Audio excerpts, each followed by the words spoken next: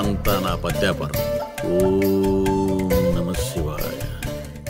జీవితం ఎంతో ఆనందమైనది. ఎంత సంతోషపడితే అంత సుఖాన్నిస్తుంది.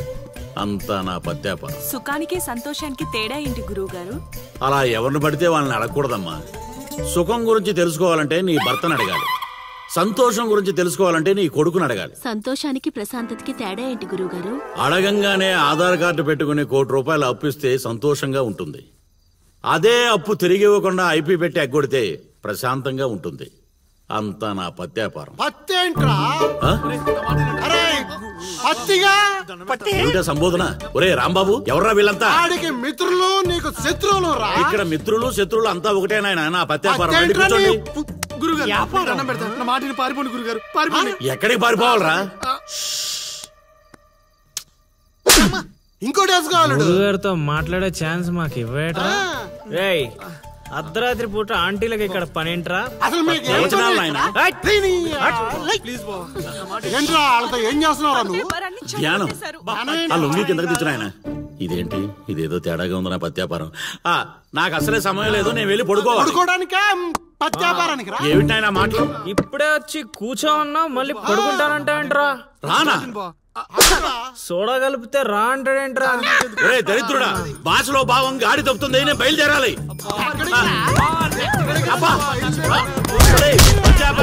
పారిపోండి. అయ్యో నగలు.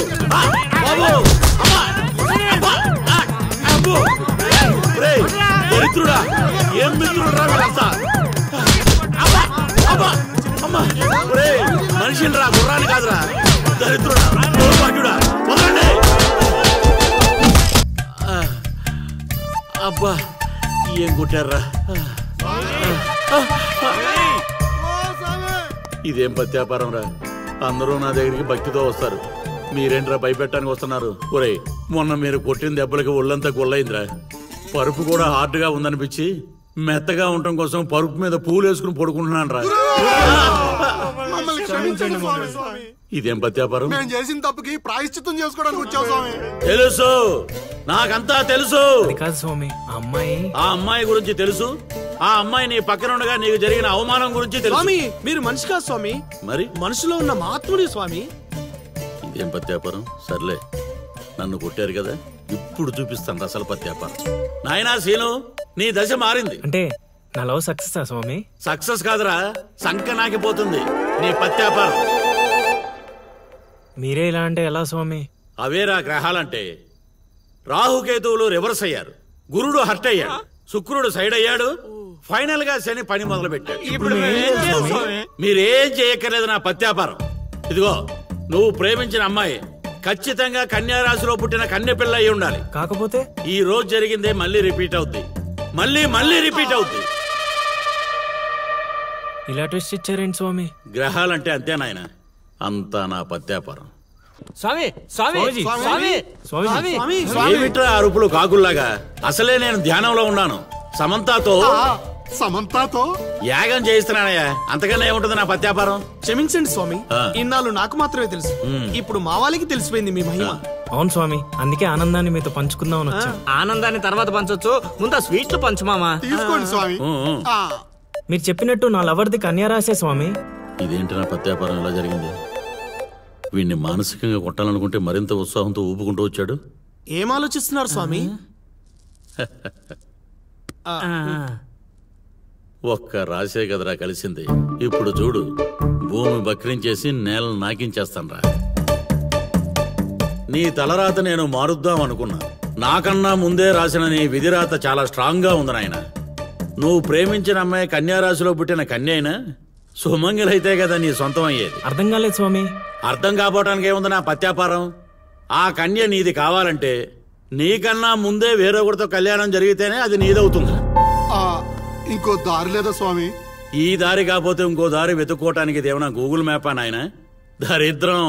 ఇక అంతా పత్యాపారమే. పర్లేదు స్వామి, 100కి 35 మార్కులతో పాస్ అయ్యే బ్యాచ్ నేను.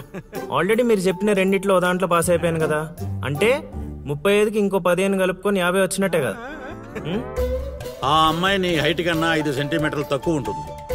అవును స్వామి. నీ వెయిట్ కన్నా 5 కిలోలు తక్కువ ఉంటుంది. అవునా? తెలీదు స్వామి. సరే నీ కోసం ఇంకొకటి అడుగుతాను చెప్పు. ఆ అమ్మాయి ఎప్పుడు డల్గా ఏదో కోల్పోయినట్టు ఉంటుంది కదా? మీకెలా తెలుసు స్వామి? నేను అడిగిన రెండింటిలో నీ దగ్గర ఒక్కదానికే సమాధానం ఉంది. అందుకే చెప్తున్నాను, నువ్వు ఇలా మాట్లాడితే ఆ అమ్మాయిని రాహువు శిక్షిస్తాడు. నేను రక్షిస్తాను. దరిద్రానికి దుమ్ము దులిపి ఫ్రేమ్ కట్టి పూజ గదిలో పెట్టుకుంటానంటున్నావు. ఇక అంతా పత్యాపారమే. ఏదేమైనా స్వామి వదిలే ప్రసక్తే లేదు. ప్రాణం పోయినా కూడా వదలవా? నేను పోయినా పర్లేదు స్వామి. నేను చెప్పింది నీ గురించి కాదు, అమ్మాయి గురించి. స్వామి నిజమే నాయనా, నీరు పల్లానికి చేరుతుంది. నీ ప్రేమతో ఆ పిల్ల ప్రాణాలు పంచభూతాల్లో కలిసిపోతాయి. ఇక అంతా పత్యాపారమే. అవన్నీ ఇక్కడ పెట్టి బయలుదేరండి. నమస్కారం. నన్ను దీవించండి స్వామి. అతి వినయం దూర్త లక్షణం. ఒరే సీనుగా, నీకు ప్రేమ కావాలి, నాకు నీతో పగ తీరాలి. అందుకే ప్రేమతో కొడతాన్రా. ఇక అంతా పత్యాపారమే. ఓం నమ శివాయ. ఆడుబా ఆడకుండా ఆలోచిస్తున్నావేంటి? ఇంకేం ఆలోచిస్తాడ్రా, ఆ చైత్ర గురించి ఆలోచిస్తుంటాడు. ఆహా, అంత ఆలోచన ఎందుకు బా దాని గురించి? ఎట్లే వెళ్తున్నారా కోటిపల్లె? కోతులు ఎదురొచ్చాయిగా, ఎక్కడికైనా వెళ్ళాలి.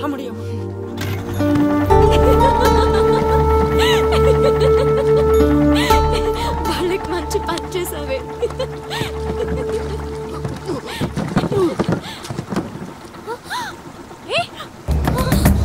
ఏమైంది అతనికి? ఓ మై గాడ్,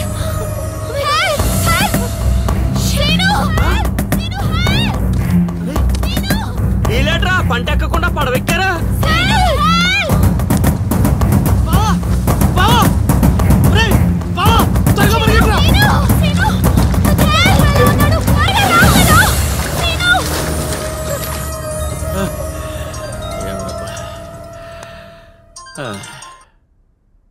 గురుగారు చెప్పు నాయనా. మీరు చెప్పినట్టుగానే మావాడు నీళ్ళలో పడి కొట్టుకుపోతున్నాడు. పోన్లేరా, కొట్టుకుంటూ పోయి ఎక్కడో ఒక దగ్గర తేల్తాళ్లే. అలాగే గురుగారు. ఆ సీనుగారిని గంగపాలు చేద్దాం అనుకున్నాం, ఆడే గంగపాలు అయిపోయాడు.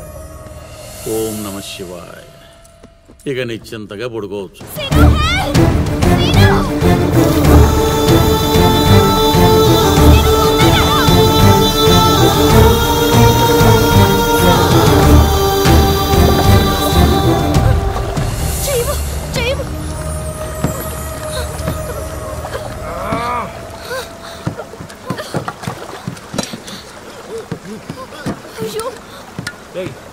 Oh my God. చెయ్యి చూడు.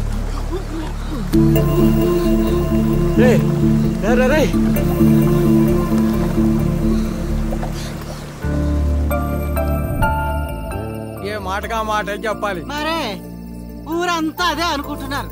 వాడు బాధ్యత తీసుకుంటే ఎంత రిస్కైనా చేస్తాడు ఎదవ.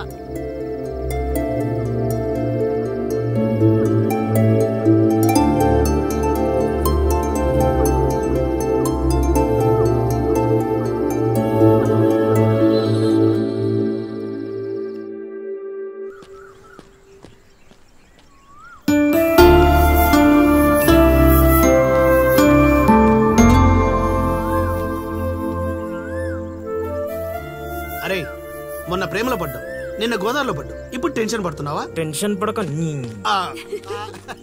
ఎక్కడనమ్మా? అదిగో చైత్ర వస్తుంది. అయినా వాడు పిలిస్తే మనం వెళ్ళాలా? అది కాదే, నిన్న అంత రిస్క్ చేసి అతన్ని కాపాడాడు కదా, థ్యాంక్స్ చెప్తే బాగుంటుందిగా. నువ్వెంత మంచిదానమ్మా. కొందరు ఉన్నారు బ్రెయిన్ బీరువాలో పెట్టి నోటిని డ్రైన్ లా వాడతారు. దేనికి? ఇంకెందుకు, తిట్టడానికి తినడానికి. ఏంట్రా అంటున్నావు? నువ్వు విన్నావుగా, నేను అన్నది అదే. పదని. Thanks scene. యాక్చువల్లీ నేనే నీకు థ్యాంక్స్ చెప్పాలి, పిలవగానే వచ్చినందుకు.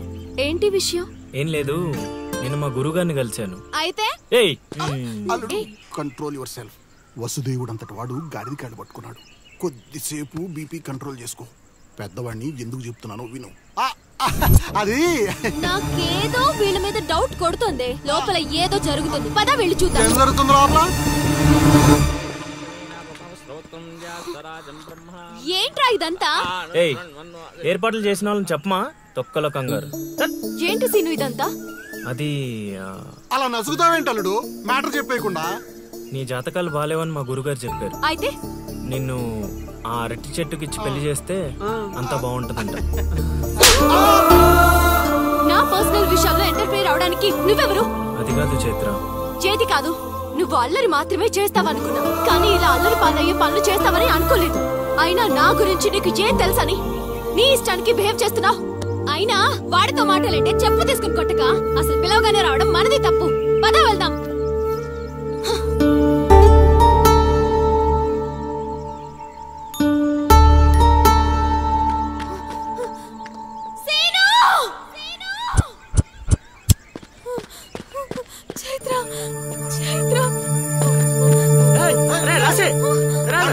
నువ్వు ఎక్కడికే?